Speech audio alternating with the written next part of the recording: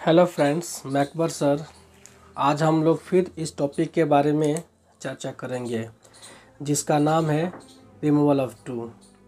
इससे पहले वाले वीडियो में हमने टू के बारे में बताया था कि टू है क्या चीज़ और टू को जब सेंटेंस में दिया रहेगा तो उसे कैसे हटाएंगे, इसके बारे में चर्चा किए थे।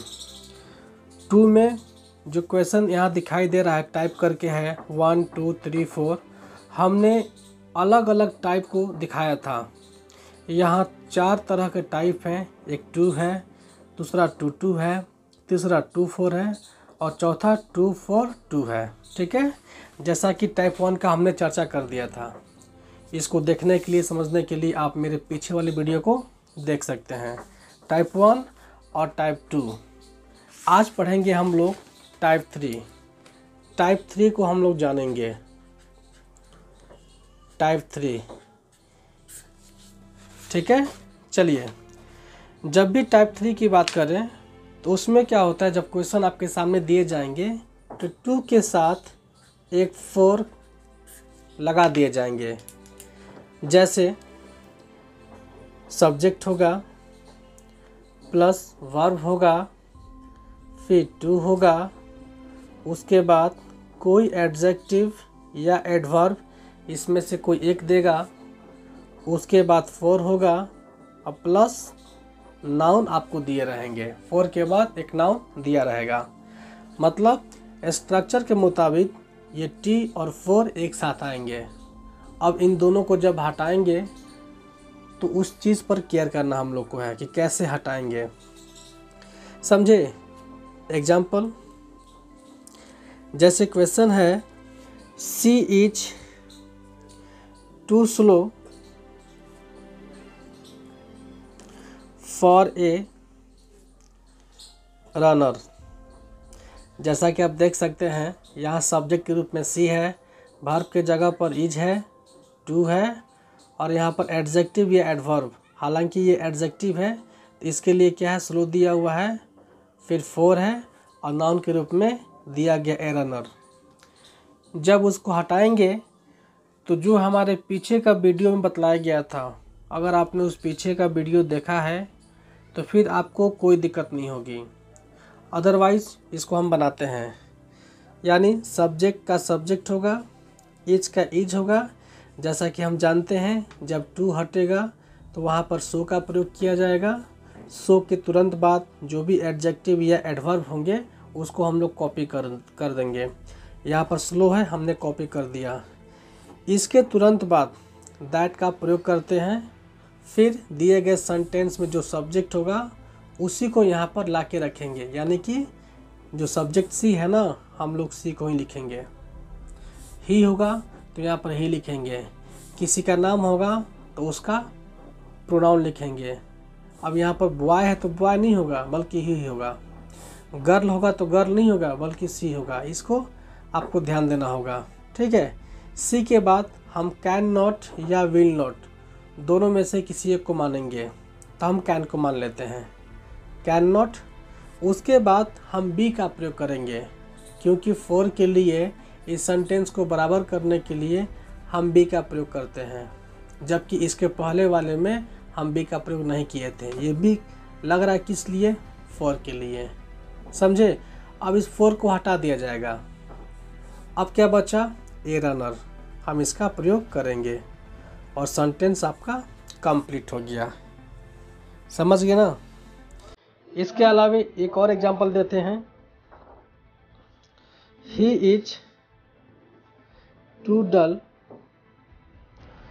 For a sportsman. स्पोर्ट्समैन मतलब वह इतना सुस्त है कि खिलाड़ी नहीं बन सकता, बहुत ही सुस्त है। तो क्या बनाएंगे, ही इज सो डल।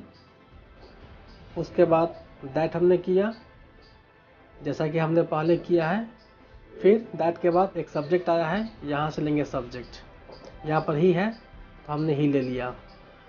उसके बाद कैन या विल प्लस नॉट, फिर बी का प्रयोग करेंगे उसके बाद यहाँ पर नाउन क्या है, ए रनर, यहाँ पर क्या है, ए स्पोर्ट्समैन। जो भी रहेगा उसको हम लोग कॉपी कर लेंगे। आपका ये कंप्लीट हो गया। ठीक है, अब चलते हैं इसके स्ट्रक्चर पर। यानी अब इसी चीज को हम स्ट्रक्चर का रूप देते हैं।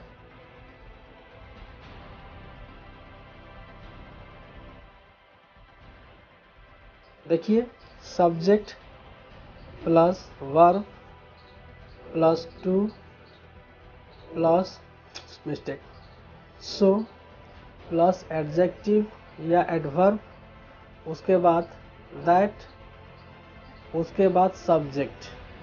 ये वाला सब्जेक्ट है, कॉपी करेंगे। जब भी होगा सब्जेक्ट में तो प्रोनाउन कीजिएगा। प्लस कैन नॉट या विल नॉट प्लस बी और प्लस नाउन। ये आपका कंप्लीट हो गया स्ट्रक्चर। मतलब अगर क्वेश्चन इस टाइप में दिए रहेंगे, इस टाइप में, तो आप आंसर को इस फॉर्म में कर सकते हैं। समझे ना? ठीक है। अगर ये पास्ट होगा, जैसे कि मान लीजिए कि she is too slow for a runner है। अगर मान लीजिए कि she is too slow for a runner को पास्ट में कर देगा, सी वॉच कर देगा। अगर कोई पास्ट में क्वेश्चन आता है तो आपको जो कैन नॉट है, विल नॉट है, यहाँ पर कैन की जगह पर आप वुड नॉट कर देंगे और विल की जगह पर आप वुड नॉट कर देंगे। उस पर हम एक क्वेश्चन देख लेते हैं। जैसे इसी को जो है हम लोग करते हैं। She was too slow for a runner. करना कुछ नहीं है, she was so slow that she was है, तो हम लोग क्या करें, could not be a runner. Complete हो गया आपका टाइप 3। नेक्स्ट हम बढ़ते हैं टाइप 4 की तरफ। टाइप 4 में टू भी होगा, फॉर भी होगा और टू भी होगा। जैसे example, the sun is too hot for us to go out at present. जैसा कि आप देख सकते हैं, यहाँ इस सेंटेंस में टू भी है, फॉर भी है, टू भी है, मतलब तीनों एक साथ आ गए हैं। इसका अर्थ होगा कि सूर्य जो है आवश्यकता से अधिक गर्म है। इतना गर्म है कि हम लोग जो है घर से बाहर नहीं निकल सकते हैं। ठीक है, अब इस सेंटेंस को पहले हम लोग स्ट्रक्चर का रूप देते हैं। इसको स्ट्रक्चर का रूप हम लोग देते हैं। Subject plus verb plus two plus adjective या एडवर्ब प्लस फोर प्लस, इसके बाद जो भी होगा आपका ऑब्जेक्टिव केस में होगा, या फिर नाउन होगा या तो प्रोनाउन होगा। इन्हीं दोनों में से कोई एक आ सकता है। अब प्लस इन्फिनेटिव, इसका मतलब होता है आप 2 + V1 कह सकते हो। आप देख सकते हैं यहाँ पर, यहाँ देखिए, ये सन है सब्जेक्ट, इज वर्ब है, टू है, फिर एडजेक्टिव में आपका हॉट दिया हुआ है, फॉर अस, यहाँ पर फोर है, और यहाँ जो मतलब अस है ये ऑब्जेक्टिव केस में है, यानी कि प्रोनाउन है। उसके बाद जो गो आउट है, टू गो, ये टू गो क्या हुआ आपका इन्फिनेटिव हो गया। ठीक है, बाकी जो होंगे अदर्स, अगर आना होगा तो आएगा, अदरवाइज कोई बात नहीं, कॉम्प्लीमेंट। ठीक है, अब इसको क्या करेंगे, हम लोग चेंज करेंगे। The sun is too hot for us to go out at present. ये आपका क्वेश्चन है।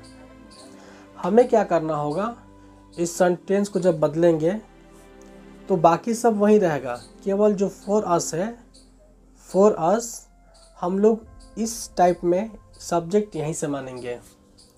ठीक है, जब 3 एक साथ रहेंगे 2 for 2 तो सब्जेक्ट हम लोग का यहीं से हो जाएगा। द सन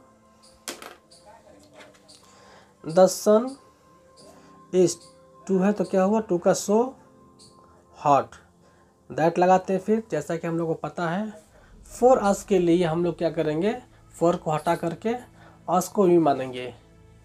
वी ये कौन सा केस है, नॉमिनेटिव केस है, मतलब जो भी ऑब्जेक्ट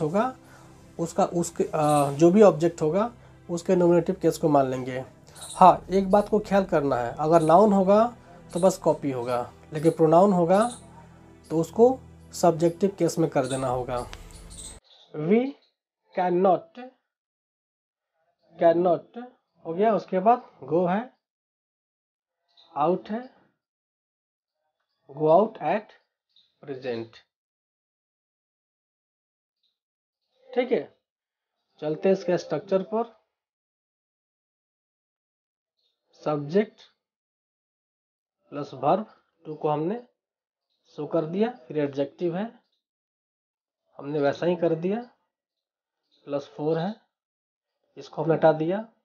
ठीक है, दैट को पहले लगाएंगे, 4 को हटा करके क्या करेंगे हम लोग, यहाँ मानेंगे सब्जेक्ट, कोई भी रहेगा नाउन या प्रोनाउन उसको मान लेंगे।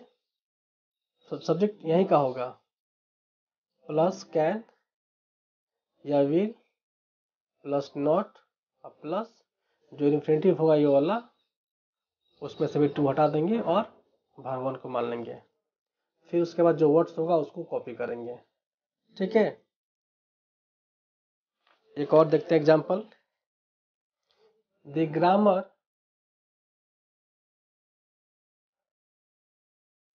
is too difficult for a child to understand। क्या बनेगा इसके हिसाब से, द ग्रामर इस 2 को हमने शो कर दिया, difficult for a child, for को हटा दिया, लेकिन इससे पहले दैट लगाएंगे। ए चाइल्ड नाउन है, हमने नाउन ही छोड़ दिया उसको, प्रोनाउन होता तो उसके केस को हम लोग मानते हैं, सब्जेक्टिव केस को। A child can not understand.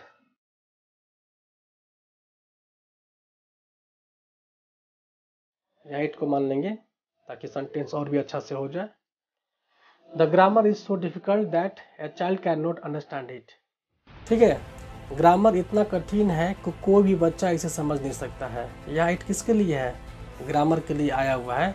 एक सेंटेंस को कंप्लीट करने के लिए कभी कभी हम लोग को इट मानना पड़ता है। तो ये आपका जो है बन गया।